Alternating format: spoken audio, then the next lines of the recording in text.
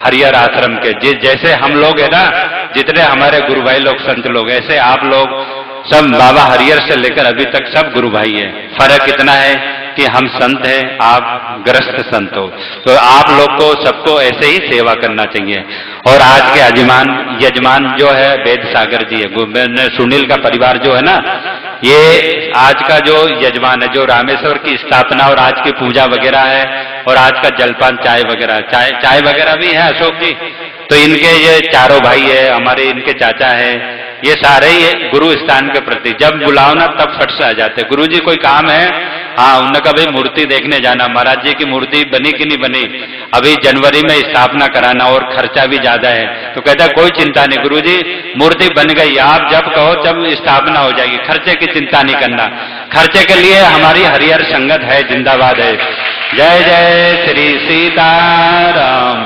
तो आगे और जो 2-3 दिन के जो भी यजमान है उनको भी मैं नाम पढ़कर बता देता हूं, क्योंकि ज्यादा मुझे संतों के विषय में या भक्तों के विषय में बोलना तो नहीं है, क्योंकि आप लोग सब जानते हो, और मैं ज्यादा मैंने बोलना भी नहीं चाहता अपने हिसाब से, क्योंकि समय भी हो गया। समय पे हो जाए ना तो महाराज जी भी 2-3 घंटे तक बैठते थक जाते हैं, इनका भी ध्यान रखना है। ये भी भाई हमारे आश्रम के ही है ये, क्योंकि अब ये हमारे आश्रम में ये अच्छा है, चाहे कोई भी संत हो, सब हमारे आश्रम के ही होते हैं। और यहाँ आने के बाद में है ना, उनको ऐसा लगता है कि ये तो अपना ही आश्रम है, और कोई चीज डिमांड भी नहीं रखते, जो जैसा मिलता है ना वैसा खा लेते हैं। जो प्रसाद मिलता है ठाकुर जी का वो प्रेम से पा लेते, कभी ये नहीं कहते कि महाराज ये लाकर दो वो लाकर दो, कभी नहीं।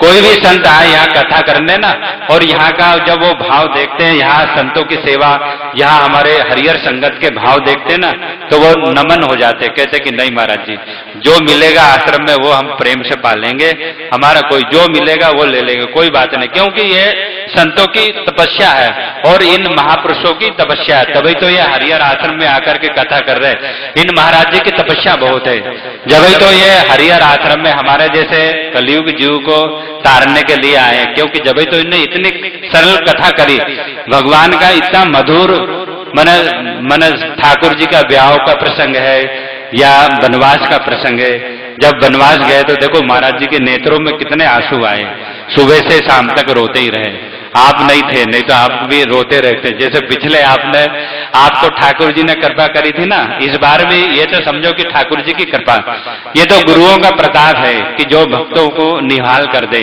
क्योंकि अपने चरण में आकर के जो भक्त निहाल हो जाता उसकी तो बात ही क्या है। तो ऐसे इन महापुरुषों के तप के द्वारा ही महाराज जी ने अपने मुखार बिंद से इतनी सरल और इतनी सीधी रसमय कथा करी, राम कथा। क्यों कि संत ही कर सकता है, जो संत होगा ना, जिसको हम संत कहते हैं। बाबा तो बहुत होते हैं, बाबा वाले, बाकी जो संत भगवान होते हैं ना, वो संतों का मर्म जानते हैं और वो संत के हिसाब से ही कथा करते हैं। क्योंकि यहाँ तो इतने जो विशाल संत है ना, ये सब भगवान के स्वरूप है, और इसी में सिद्ध महापुरुष और भगवान ठाकुर जी भी ऐसे में ही आ जाते हैं भीड़ भाड़ में, कहते कि चलो हरिहर आश्रम के संतों के और भक्तों के भाव तो देखे कि क्या सेवा है। तो इसी भीड़ में आकर के और वो तुम्हारी सेवा को देखते हैं, तुम्हारे व्यवहार को देखते हैं, और यहाँ के आश्रम के संतों का व्यवहार देखते हैं कि ये भाई संतों की सेवा करते भी हैं कि इतनी भीड़ भाड़ लगा लेते हैं और खाली खाली रोटी खा करके और 10 रुपया दे करके बढ़ा देते हैं, ये ऐसा नहीं।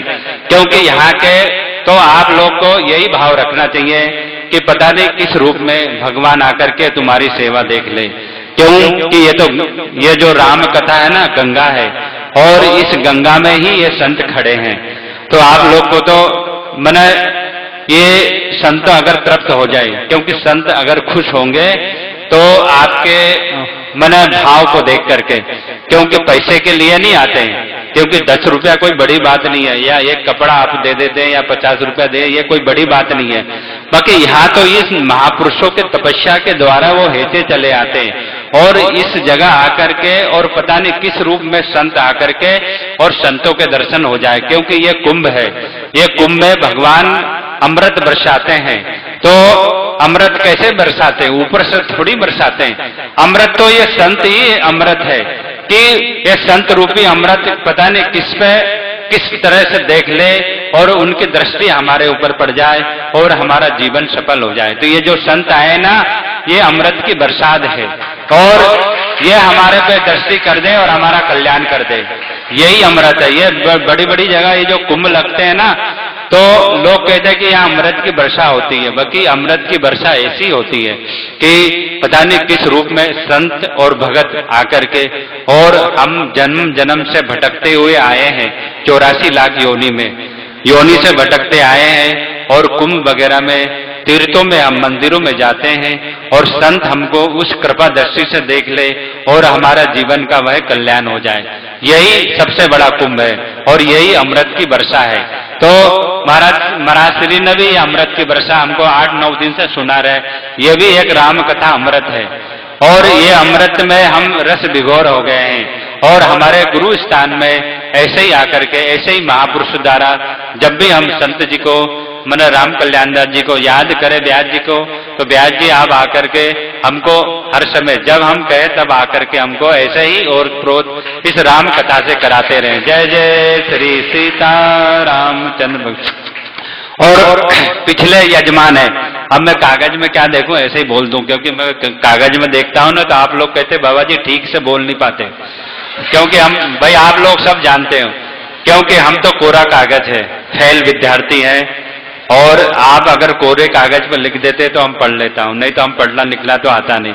हमारे गुरु भाई जी ने जो महामंडलेश्वर जगजीत दास जी ने है ना, सही कहा कि ये मैंने गुरु भाई पढ़ा लिखा तो नहीं है, क्योंकि ये तो इन हमारे गुरु भाइयों के आशीर्वाद से ही मैं इतना बोल पाता, इन्हीं ने मुझे ट्रेन करा है बोलने के लिए और इन्हीं के आशीर्वाद से, क्योंकि हर समय में इनसे कोई काम हो तो पूछता रहता हूँ, कहीं बोलना हो तो पूछता रहता कहीं भी, तो ये इन्हीं का आशीर्वाद है।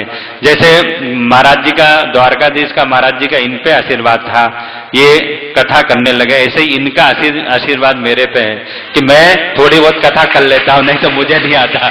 हाँ, तो ये मंडलेश्वर जी की बड़ी कृपा है, कोई बात है तो मुझे बता देते। तो मैं सभी गुरु भाइयों से पूछता हूँ, जितने हमारे गुरु भाई है मैं सभी को आगे रख करके पूछता हूँ, जितने चाचा गुरु है, जितने हमारे गुरु भाई है, और जितने जैसे हरमेल दास वगैरह आप लोग जानते हैं थोड़ी बहुत तबीयत खराब हो गई, बाकी कोई बात नहीं, ये तो चलता रहता, बाकी जो गुरु चरणों में रहती है थोड़ा बहुत चलता रहता, बाद में सब ठीक हो जाएगा, कोई बात नहीं। ये तो भाई ये तो भाग भोग है हमारा, भाग भोग तो भोग लेंगे, कोई बात नहीं। देखो हमारा भाग भोग था तभी तो, देखो आप कहो या शराब कहो या आशीर्वाद कहो, हमारी माता ना बड़ा मन शराब देती थी कि बेटा तू एक दिन बहुत बड़ा आदमी बनेगा, तो उन माता पिता की कृपा से, उन गुरुजनों की कृपा से ही तो हम यहाँ आए और आप लोग की सेवा कर रहे हैं, तो ये भी आशीर्वाद समझो या उन महापुरुषों का श्राप समझो। क्यों कि ये अगर श्राप तब है अगर खरा नहीं उतरूं अपने गुरु लोग के अनुसार, क्योंकि हमारे गुरु लोग सभी संतों की सेवा और आश्रम के प्रति समर्पित थे। अगर मैं नहीं खरा हूं ना तो मेरे लिए तो सराफ ही है। अगर उनके अनुसार अगर सेवा चलती रहे, सेवा आप लोग करते रहोगे ना, फिर तो उनका आशीर्वाद है आपके माता पिता का, क्योंकि आप लोग यहाँ बैठे हो ना तो ऐसे नहीं बैठे हो, कोई आप लोग ऐसे, क्योंकि आप लोग की माता पिता की कल्पना थी, अपने गुरुओं की कल्पना थी, उनकी कल्पना, उन महापुरुषों की कल्पना, हमारे पूर्वजों की कल्पना थी कि आप अपने गुरु स्थान में जाकर के और हमारा बच्चा ऐसी सेवा करे, तभी तो आप लोग आकर के सेवा करते हो। को आप कहो कि हम अपने पुण्य के प्रभाव से सेवा कर रहे, तो ये बात नहीं है। क्यों कि ये तो तुम्हारे गुरुजनों के प्रभाव से, हमारे माता पिता के कल्पना से, हमारे माता पिता कल्पना करते। जैसे कयादू जो है ना, जब आप तो जानते ही हो, कहते हैं कि कयादू ने जब गर्भ धारण करा था तो वो भगवान का चिंतन करती थी, ऐसे ही हमारे माता पिता जब गर्भ धारण करते हैं हमारी माता, तो वो भी यही चिंतन करती है कि पूजा पाठ करे और संसार के नियम से चले, तभी आप लोग आकर के इस संसार के नियम में हरिहर आश्रम में आकर के, और इतने आपको भाव है, नहीं तो आप हमको इतना भाव का, हमारे में इतना पुण्य नहीं है, वो तो हमारे अपने गुरुजनों के तप के प्रभाव से और उनके डंडे से हमसे सेवा ले लिया, नहीं तो मैं सेवा करने वाला नहीं था। मैं तो फक्कड़ घूमता था, कभी किसकिंदा तो कभी कहीं, और कोई कहे ना कि सुएग मुनि ये ऐसा कर दे तो मैं कहता हाँ कह देता था और चला जाता था। रात में उठ करके भाग जाता था। गुरुजी कहते अभी तो यही था और मैं जाकर के पता लगा कि मैं पता नहीं कहाँ चला गया। मैं हाँ जरूर कहता था और भाग जाता था बिना बोले। फिर 2 4 6 बार भाग गया। फिर एक बार ऐसा मन में हुआ कि नहीं, जब गुरु महाराज न, जब हम गुरु की सेवा कर रहे हैं तो कहीं भी जाओ तो गुरु से आज्ञा लेकर जाओ। जब मैं आज्ञा लेकर गया ना तो गुरुजी ने मेरे पर कृपा करी। जहां भी गया, नर्मदा किनारे घूमा 4-5 साल, वहां भी गुरुजी ने फोन करता रहा। उन्हें यही कहते थे बच्चा तपस्या करो और भजन करो। फिर उनने कृपा करी। जब मैं नेपाल जनकपुर ठाकुर जी के जब कामता नाथ की मैं परिक्रमा करको वृंदावन से यहाँ आया, तब गुरु महाराज की माया थी और उनने अपनी कृपा से, उनके तप बल से मुझे यहाँ बैठा दिया। अब आप लोग की बारी है कि आप लोग मुझे निभा लोगे, क्योंकि मैं तो अभी कोरा कागज हूं। अगर आप लिख दोगे तो मैं पढ़ लूंगा, अगर आप नहीं लिखोगे तो हम तो ऐसे बैठे हैं भाई जैसे। हाँ, इसलिए आप ही लोग को ध्यान रखना है, आप लोग को सभी ध्यान रखना। नहीं अगर ध्यान रखोगे तो तुम्हारे घर में जैसे मम हृदय भवन प्रभु तोरा, तिनमय आए बसऊं वो चोरा। ठाकुर जी कहने का मतलब यह है कि ठाकुर जी ये घर हरिहर आश्रम है, अब हमने आपका घर मान लिया है। मम हृदय भवन प्रभु तोरा, मैंने ये तुलसीदास जी कहते हैं अपने विनय पत्रिका में कि हे ठाकुर जी ये हृदय रूपी घर है ना, अब मैंने आपको दे दिया, आप ही इसकी रखवाली करो। तो ऐसे ही आपके घर की रखवाली ठाकुर जी करेंगे और ठाकुर जी के घर का ध्यान आप लोग रखोगे, ठीक है जी, क्योंकि ये तुम्हारे हृदय रूपी जो भाव है उसके ठाकुर जी रखेंगे, बाबा हरिहर जी, आचार्य श्रीचंद जी रखेंगे। कल उनकी जन्म जयंती है, इसलिए वही ध्यान रखेंगे। जब आप उनके घर के रखेगा ना, उनके घर की आप रखोगे, एक कमरे के अगर आप ध्यान रखोगे तो तुम्हारी पूरे 5 मंजिल की इमारत की घर वो रखेंगे, ठाकुर जी ध्यान रखेंगे। जय जय श्री सीता रामचंद्र भगवान की जय। पहले यजमान जो थे कौन, हाँ रामायण जी का पूजन वगैरह होगा। हाँ वो दीपक जी और ओम प्रकाश जी जो थे भंडारा वगैरह, वो 5-6 दिन जो भी भंडारा कराए, मैं नाम नहीं बोलता हूँ, समय भी हो गया है, इसलिए अब जो हमारे जितने यजमान थे सब आप ऐसे ही सेवा करते रहना है। जो 7 दिन 8 दिन जो भंडारा चला, जो आप लोग ने दिया है और जलपान करा है, ये भी आप ही लोग ने करा। तो हे गुरु महाराज इन बच्चों को ऐसी शक्ति भक्ति देना, ऐसे ही इनके द्वारा सेवा कराते रहना और इनके परिवार पे आप हर समय कृपा करता रहना, ताकि इनके घर में धन धान की वर्षा होती रहे, संत सेवा, गौ सेवा, अतिथि सेवा होती रहे, ब्राह्मण सेवा होती रहे, ताकि ये अपने जीवन को सफल करें। जय जय श्री राधे श्याम। बोलिए जगत गुरु श्री चंद्र भगवान की। प्रभु प्रेमियों, राम कथा के इस समापन शुभ अवसर पर हमारे हरिहर आश्रम के महंत श्री शिव मुनि जी महाराज ने आप लोगों को आशीर्वचन श्रवण कराया और एक बहुत सुंदर सूत्र दिया। सज्जनों, आप सब लोगों ने कहा कि महाराज श्री कह रहे थे भाई हम कुछ नहीं जानते, केवल आपका काम बाबा हरिहर के दर पे है। और कहावत भी है, हमने महापुरुषों से सुना है, सदगुरु तेरे दर पर आना मेरा काम था और मेरी बिगड़ी बनाना सदगुरु तेरा।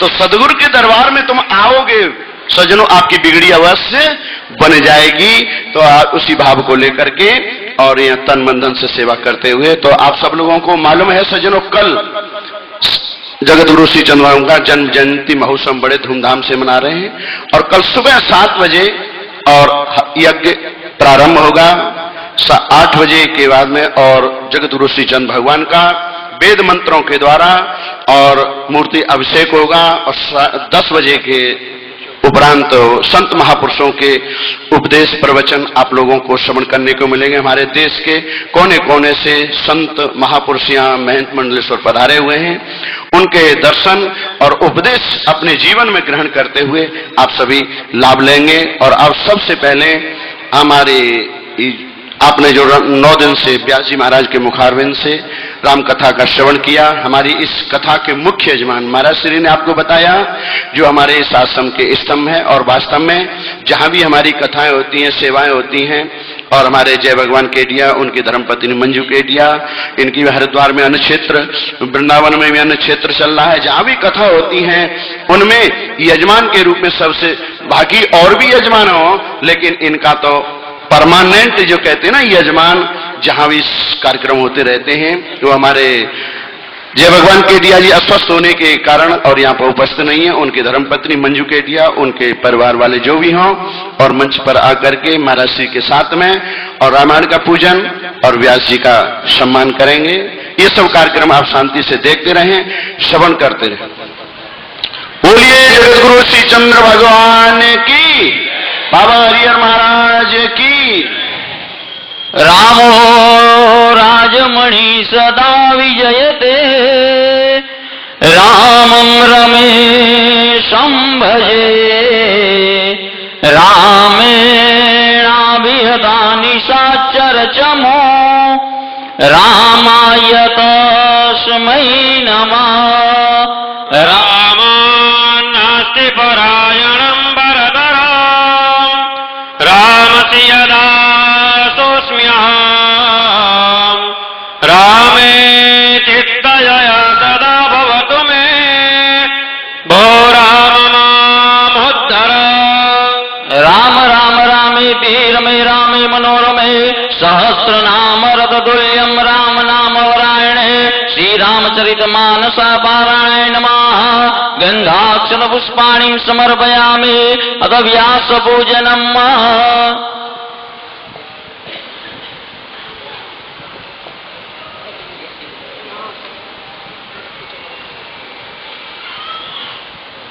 ध्येयं सदा परिभवग्नमभीष्टदोहा, तीर्थास्पदं शिवविरञ्चिनुतं शरण्यं, भृत्यातिहण्डनदिपालभवाब्धिपूतं, वन्दे महापुरुषते चरणारविन्द।